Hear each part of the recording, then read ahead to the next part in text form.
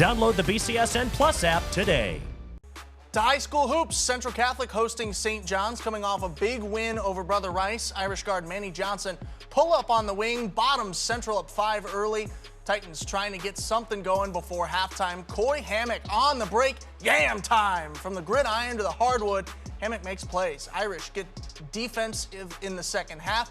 Block on one end. Manny Johnson gets it over on the break, and there are only so many people who can stop him. Irish with a firm double-digit lead into the fourth. Johnson give and go with Jason Lawson, the Eastern Michigan commit, with a smooth take to the rack. Johnson finishes with 25 for the Irish, and Central Catholic has now strung together back-to-back impressive wins in the Catholic League, winning 70-56. Just to never quit playing, to give it your all when you're on the floor, just to bust your tail no matter what. And no matter what happens, just to keep playing.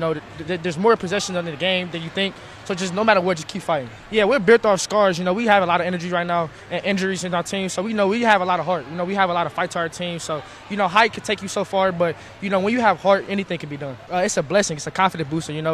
Have to be 2-1 in the Catholic League is really hard. So it's a confidence boost for the team. But we know that it's more to be done. Jason Griffin and Kyle Linehan, what'd you guys see?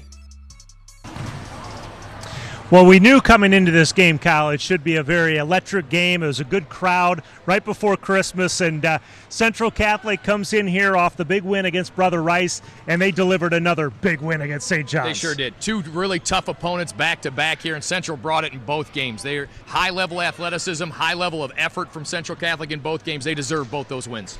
A big night out of Race Kowalczyk, as he normally does, but he also struggled. He missed a lot of shots. He ended up with his 18 points.